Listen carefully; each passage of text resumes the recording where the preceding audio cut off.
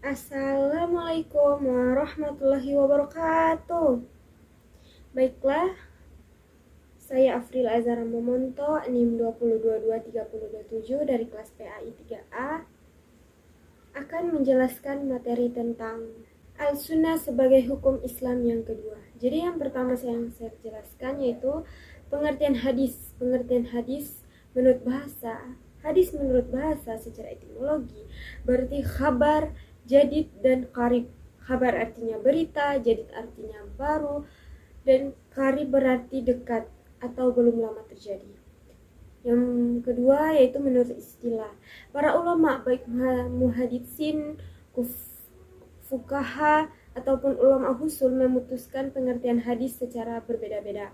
Perbedaan pandangan tersebut lebih disebabkan oleh terbatasnya dan luasnya objek tinjauan masing-masing yang tentu saja mengandung kecenderungan pada aliran ilmu yang di dalamnya.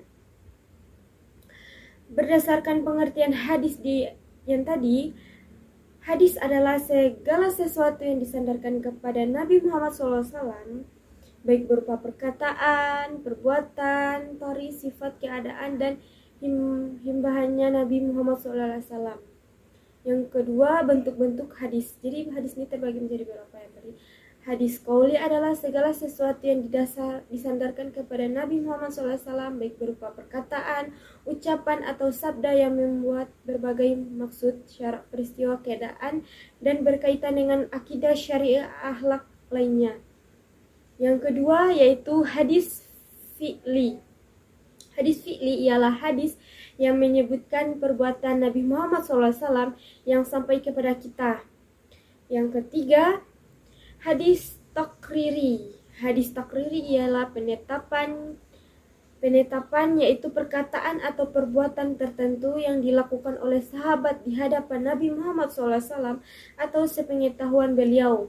Namun beliau diam dan tidak menyanggahnya dan tidak pula menampakkannya persetujuannya atau malah menyonggokkannya. Hal semacam ini dianggap sebagai penetapan Nabi Muhammad SAW walau beliau dalam hal ini hanya bersifat diam.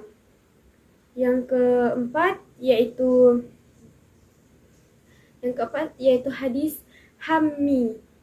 Hadis hammi adalah hadis yang menyebutkan keinginan Nabi Muhammad SAW yang belum sempat beliau realisasikan, seperti hal keinginan untuk berpuasa pada tanggal 9 Asyura. Yang kelima, hadis ahwali. Hadis ahwali adalah hadis yang menyebutkan hal ihwal Nabi Muhammad SAW yang menyangkut keadaan fisik, sifat, dan kepribadian. Contohnya, seperti Rasulullah SAW, manusia memiliki sebaik-baik rupa dan tubuh. Kondisi sifatnya tidak tinggi dan tidak pendek pula. Hadis riwayat Bukhari.